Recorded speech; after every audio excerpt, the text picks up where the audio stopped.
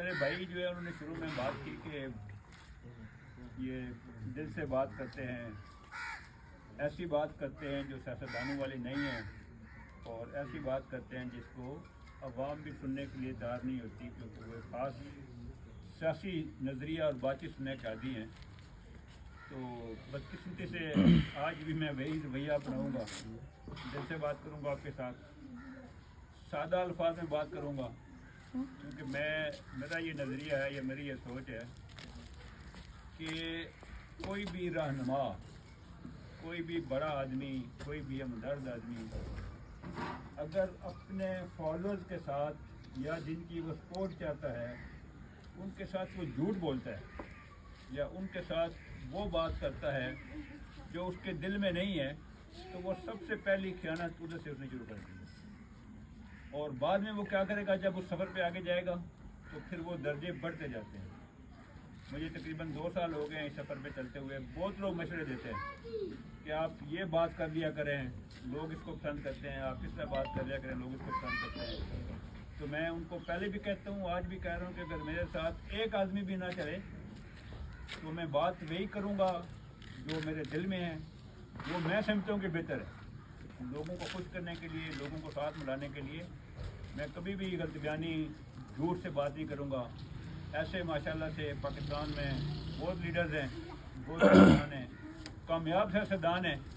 میں ایک ناکام لیڈر اور ناکام سیاستدان ہونے کو پسند کروں گا، بجائے اس کے کہ میں آپ کے سامنے جھوٹ بولوں۔ جو کسی بھی ریاست کا مقصد ہوتا ہے کہ عوام کی فلاح و بہبود کی جائے، بنیادی مقصد یہ ہوتا ہے۔ اور 1947 میں قائد اعظم رحمۃ اللہ علیہ نے جو یہ ملک کے لیے جدوجہد کی، وہ اسی نظریے کے تحت تھی کہ اس خطے کے مسلمان جو ہیں وہ ہندو اثر و رسوخ کے نیچے آ کے دب نہ جائیں، بلکہ اپنے اسلامی روایات کے مطابق سب کو یکساں مواقع ملیں اور وہ اس ملک میں پھلیں پھولیں، پراسپر کریں، فلاح پائیں۔ لیکن بدقسمتی سے 75 سال ہو گئے ہیں یا 76 سال ہو گئے ہیں، یہ بجائے فلاح و بہبود کے یہ ایک ایسے استحصالی نظام کے آگے شکنجہ بن گیا ہے یہ ملک، کہ جس میں بڑے بڑے لوگ، بڑے بڑے سیاستدان، بڑے بڑے حکمران، سول ملٹری بیوروکریسی عوام کا خون چوس کے ان کو دیے جا رہی ہے، جو کہ مضبوط سے مضبوط تر ہوتے جا رہے ہیں، جس کی وجہ سے پورے ملک میں مایوسی، بدحالی اور ایک قسم کا ریاست سے بیزارگی کا ماحول پیدا ہوا ہے۔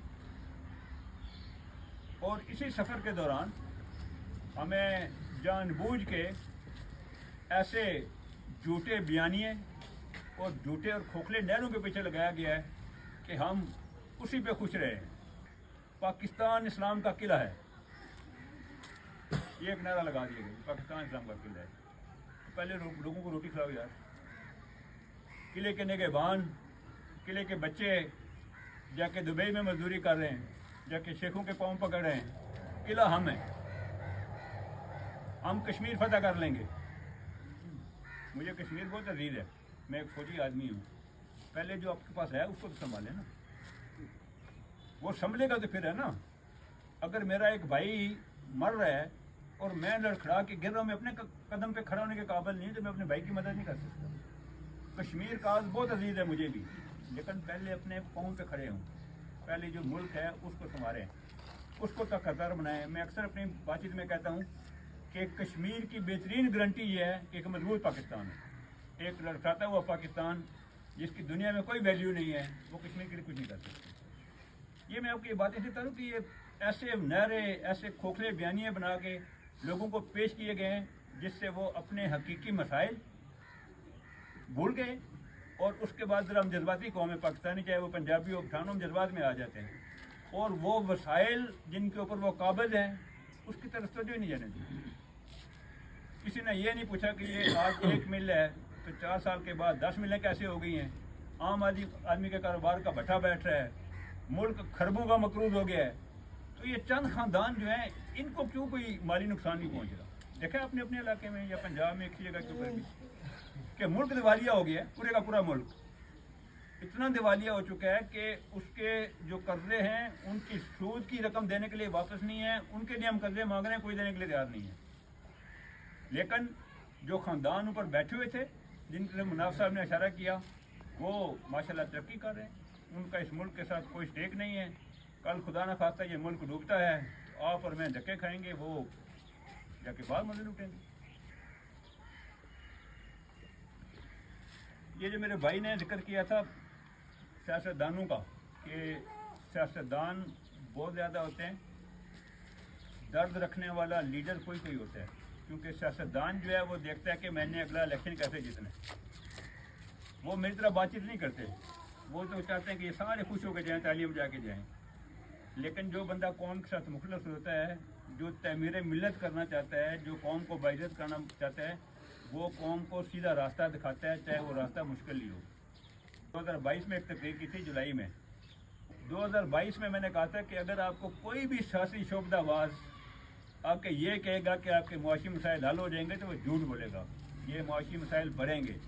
ابھی بھی میں کہہ رہا ہوں یہ تکلیفات بڑھیں گی، لیکن ان تکلیفات بڑھنے کا خالی یہ نہیں کہ وہ بڑھیں گی، ان کے ازالے کے بارے میں بھی بتاؤں کہ ازالہ کیسے ہو سکتا ہے. ازالہ ایسے ہو سکتا ہے کہ جب بھی کسی خاندان پہ مشکل آتی ہے تو سب سے پہلے آپ اپنا خرچہ کم کر دیتے ہیں. ایسے ہی ہوتا ہے نا.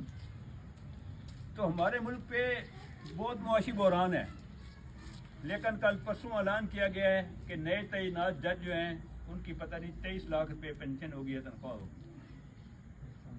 اس کے بعد جو پیچھے حکومت جاتے جاتے پی ڈی ایم کی حکومت تھی، کروڑوں کے حساب سے فنڈ تقسیم کر دیے اپنے M P L M N L کو جتانے کے لیے. تو پہلی بات یہ ہے کہ اگر مشکل حالات ہیں تو مشکل حالات کسی اور کی طرف بھی نظر آئے نا. میں نے آج سے کوئی سال ڈیڑھ پہلے امپلائی کی تھی، اس میں بات چیت کی تو میں ان کو کہتا کہ یار یہ کہتے ہیں کہ عوام کو قربانی دینے پڑے گی. جو ایک روٹی کھا رہا ہے ابھی موجودہ وہ کیا قربانی دے گا؟ جو ایک بلب جلا رہا ہے وہ کیا قربانی دے گا؟ اور جو صبح شام دمبے کھاتے ہیں وہ قربانی دینے کے لیے کیوں نہیں تیار ہوتے؟ قربانی دیں گے ہم بھی اور قربانی دیں گے، لیکن وہ بھی تو نظر آئے نا. ان کے 40 گاڑیوں کے کنوائے ختم نہیں ہو سکتے ہیں، ان کے اے سی بند نہیں ہو سکتے ہیں، ان کی مراعات جو ہیں ایئر ٹکٹ بند نہیں ہو سکتے ہیں، لیکن عوام قربانی دے. عوام کیا قربانی دے گی؟ تو یہ کہ یہ جو اوپر لوگ بیٹھے ہوئے ٹولہ، ابھی پیچھے جنرل سیکرٹری صاحب کو بھی پتہ ہے، ہم نے پشاور میں احتجاج کیا، پنڈی میں احتجاج کیا. ابھی ہماری کوئی بڑی پارٹی نہیں ہے، کوئی فالوئنگ نہیں ہے. میں آگے کبھی جا کے جھوٹ نہیں بولتا کہ میں آسمان پہ چڑھ گیا ہوں، لیکن ہم نے شروع کیا تھا یہ آئی پی پی کے خلاف بات. 2 کھرب روپے مفت میں کیپیسٹی چارجز یہ دیتے ہیں آئی پی پی. نہ پی ٹی آئی بولتی ہے، نہ پیپل پارٹی بولتی ہے، نہ نون لیگ بولتی ہے. جماعت اسلامی نے جب ہم نے پہلے 2 احتجاج کیے تھے اس کے بعد جماعت اسلامی والے آئے، میں نے ان کے دھرنے میں بھی یہ شرکت کی ہے. کہنے کا مقصد ہے کہ ان کو پتہ ہے کہ کون کھا رہا ہے پیسے، اس طرف یہ نہیں جاتے. ایک وہ ہے پلانٹ ہے جو کہ بند ہے، 1 میگا واٹ بجلی بھی نہیں پیدا کر رہا، اس کو سالانہ 2.8 بلین روپے ملتا ہے کہ جی ہم نے وعدہ کر لیا. تو یہ کون ہے؟ یہ سارے لوگ ایک ہی ہیں، اپوزیشن میں بھی بیٹھے ہوئے ہیں. عمران نے اچھی کام کیا تھا، جو کہ اچھا کام کرے اس کی اچھائی بیان کرنی چاہیے. عمران خان نے ان کے اوپر ہاتھ ڈالنے کی کوشش کی تھی، لیکن ان کے اپنے وزیر تھے داؤد پتہ نہیں کیا نام، ان کی اپنی آئی پی پیز تھی. لیکن ایک حد تک میں کہتا ہوں یہ بھی اللہ تعالیٰ، میرے اس کے ساتھ اختلاف ہے عمران خان کے ساتھ، میں نے اپنی پارٹی سے یہ بنائی ہے، لیکن اگر وہ ڈالر پہ فکس نہ کرتا ہے ان کو 148 کے اوپر تو بھی شاید یہ 4 گنا بجلی مہنگی ہوتی. لیکن اس سے بھی بہت بہتر ہو سکتا ہے، ان سے چھٹکارا جو ہے وہ پایا جا سکتا ہے. تو ہم بھوکے مار رہے ہیں، ہر چیز کو سیل پہ لگا دیے. یہ قومی اثاثے ہیں، یہ جو ایئرپورٹ بنتے ہیں، یہ جو موٹر ویز بنتے ہیں، یہ اس کے آپ میرے ٹیکس کے ساتھ بنتے ہیں نا. ہم لوگ ٹیکس دیتے ہیں، اس پیسے سے جاتے ہیں، اس پیسے سے قرضہ واپس جاتا ہے. تو یہ چیز جو ہے کہ جی یہ گوادر بندرگاہ جو ہے وہ بھی گروی رکھ دی ہے، ایئرپورٹ گروی رکھ دیے ہیں، اس کے بعد جو ہے موٹر ویز گروی رکھ دیے ہیں. اور اس کے بعد سب سے جو شرمناک بات ہے کہ ایک زرعی ملک ہے، اس میں زرعی انویسٹمنٹ باہر سے آئے گی. اگر آپ کے لوکل انویسٹر آپ کو چوس رہے ہیں تو باہر والے انویسٹر کے آپ کو ویسے اس میں پیسے لگا دیں گے. یہ بڑی خوشی سے سنایا جاتا ہے نا کہ انویسٹر آ رہے ہیں جی، انویسٹر آ رہے ہیں. انویسٹر تو پیسہ کمانے کے لیے آتا ہے نا، وہ تو اپنا پروفٹ میکسیمائز کرتا ہے. تو یہ جو خوش فہمیاں آپ کو دے رہے ہیں نا کہ اتنی انویسٹمنٹ آ رہی ہے، وہ انویسٹمنٹ یہ ہے کہ آپ اپنے آپ کو ان کے سامنے بیچ رہے ہیں، آپ کی زمینیں بک رہی ہیں ان کے سامنے. اگر آپ دبئی والوں کو، سعودی والوں کو دے دیتے ہیں پیسے، اور آپ میں سے کافی سارے ہمارے لوگ مجبوراً ہم جاتے ہیں سعودیوں کے پاس بھی، دبئی بھی، ان کے رویے جو ہمارے ساتھ ہوتے ہیں وہ بھی ہمیں پتہ ہے. یہ میں جو کہتا ہوں نا جھوٹے بیانیاں بناتے ہیں کہ بھائی بھائی مسلمان بھائی بھائی، اچھی بات ہے، ایک امت واحدہ ہے، ہم امت ہیں، لیکن ہم بہت پرچار کرتے ہیں. ہمارے اوپر وہ ہمارے مسلمان بھائی ہندوؤں کو پریفر کرتے ہیں. انہوں نے دبئی میں مندر بنا دیے. تو یہ ہمیں جب یہ بہت بات چیت کی جاتی ہے کہ جی انویسٹمنٹ آ رہی ہے، تو اس انویسٹمنٹ کے اوپر بھی ہمیں یہ خیال رکھنا چاہیے کہ وہ انویسٹمنٹ کی قیمت قوم کو کیا چکانی پڑے گی. پچھلے تقریباً 20 سال سے خیبر پختونخوا اور تقریباً اتنا ہی عرصے سے بلوچستان میں متواتر دہشت گردی ہو گئی ہے. امن نام کی کوئی چیز نہیں ہے. میں کسی کو دار نہیں کہتا، وہ سب پاکستانی ہیں. ان کے ساتھ بیٹھ کے بات کرنی چاہیے. ان کے ساتھ یہ پتہ چلنا چاہیے کہ وہ دہشت گرد بنے کیوں ہیں، وجوہات کیا ہیں. کچھ وجوہات ہیں نا، کچھ چیزیں ہوتی ہیں جو غلط فہمی ہوتی ہیں. اگر غلط فہمی ہیں تو ان کے ساتھ بیٹھ کے ان کو دور کریں. اگر ان کی شکایات جائز ہیں تو خالی یہ کہہ دینا کہ یہ غدار ہیں، یہ ان سے کام تو نہیں کرتا. زبان سے چیز دبتی نہیں ہے، زبان سے چیز بڑھتی ہے. تو یہ ہمارا لا اینڈ آرڈر اس کا بھی حال بنی ہوئی ہے. پیچھے میرے ساتھ 2 واقعات ہوئے ہیں. آپ لوگ تنگ تو نہیں پڑے میری بات چیت؟ 2 واقعات ہوئے. ایک واقعہ میں مناف صاحب، مجھے ایک پارٹی ورکر ہیں ہمارے، ان کی واہ میں شادی تھی، تو ادھر مجھے لے گئے ساتھ کہ جی پارٹی ورکر ہیں تو آپ بھی ہیں. تو میں چلا گیا ان کے پاس. تو ادھر ایک بندہ بیٹھا ہوا تھا وی آئی پی، جس طرح بھی ہمارے لیے صوفے لگا دیا آپ نے. ویسے میں نے بتایا تھا شیخ صاحب کو صوفے نہ لگائیں، لیکن انہوں نے لگا دیے ہیں. تو وہ وی آئی پی صاحب بیٹھے ہوئے، ان کے ساتھ 2 گن مین. میں تو ساری عمر فوج میں رہا ہوں، پھر فوج میں بھی کمانڈو میں رہا ہوں، ہم ہتھیاروں کے ساتھ بہت کھیلتے ہیں. تو میں نے مذاق میں اس کو کہا، میں کہ یار یہ ہتھیار کدھر لے کے آگے کیوں ڈرا رہے ہو مجھے نا. تو وہ شروع ہو گیا اپنی کارستانی، اپنے گاؤں کی کارستانی. انہوں نے کہا کہ جی ہمارا گاؤں جو ہے پورے پاکستان میں سب سے زیادہ قتل ہمارے گاؤں میں. پھر انہوں نے کچھ اپنے کارنامے بتایا کہ میں نے 4 بندے ایسے مار دیے، 3 بندے ایسے مار دیے، وہ کر دیے. تو جب اٹھ کے آئے تو مناف صاحب نے کہا کہ ان کا ایک اور بھی انٹروڈکشن ہے کہ انہوں نے بتا دیا کہ 14 بندے مارے. اچھا یہ بدقسمتی ہے میری. پچھلے ہفتے ادھر بھی مناف صاحب گئے تھے، کور صاحب کے پاس ہم گئے. ادھر وہ ان کے گھر گئے تو کوئی کلیکشن قومیں وغیرہ پڑی ہوئی تھی. ہم نے کہا یار پنجاب میں تو اتنا کلچر نہیں ہے، یہ شاید ہمیں دکھانے کے لیے رکھی ہوئی ہیں. تو پچھلے ہفتے مجھے پتہ چلا کہ جن کے گھر میں انہوں نے جس آج میٹنگ ہو رہی ہے، میٹنگ رکھی تھی، ان کی بیوی اور بچی اور ڈرائیور قتل ہو گیا. تو پھر میں ان کے گھر کے فاتح کے لیے گیا. تو دونوں پارٹیوں نے یہ کہا کہ جب عدالت میں انصاف نہیں ملتا تو پھر باقی کیا کریں. جس نے 14 مارے تھے وہ بھی یہی کہہ رہا تھا، جس کے مر گئے تھے وہ بھی یہی کہہ رہا تھا. اور یہ حقیقت ہے، یہ حقیقت ہے کہ کوئی عدالت نہیں چل رہی، کوئی انصاف نہیں چل رہا. اور جس ملک میں انصاف یا عدالت بیٹھ جاتی ہے تو پھر وہ ملک نہیں آگے چل سکتی. ایک شہری کا کیا ہوتا ہے، شہری کی ایک ریاست کی طرف ذمہ داری کیا ہے کہ جب وہ مجبور ہو جاتا ہے تو وہ ریاست کی طرف جاتا ہے، اور ریاست کا ادارہ عدالت ہے آگے. اگر عدالت بھی جواب دے دے تو وہ کیا کرے گا؟ اگر کمزور ہے تو بیٹھ کے بدوائیں دے گا. اگر کچھ طاقتور ہے، تھوڑی سی جان والا بندہ ہے، تو وہ قانون کو اپنے ہاتھ میں لے لے گا. تو بدقسمتی سے یہ حالات ہوتے جا رہے ہیں کہ کسی کا عدالت کے اوپر، جوڈیشل سسٹم اس کے اوپر کوئی وہ رائے نہیں ہے. ہمارے ملک میں تقریباً 60% کہنے کو ایجوکیشن لیول ہے، لٹریسی لیول ہے، اور 40% ان پڑھ ہیں. اور اگر آپ دنیا کا تعلیمی معیار دیکھیں اور اپنا تعلیمی معیار دیکھیں تو شاید ہم 20% پڑھے ہوئے ہیں، 80% ان پڑھ ہیں. حقیقت ہے نا. لیکن گورنمنٹ جو ہے وہ سرکاری اسکول جو ہیں وہ جیسے بھی چل رہے ہیں، چل تو رہے ہیں نا، ان کو بہتر کرنے کے بجائے ان کو بھی پرائیویٹائز کر رہی ہے.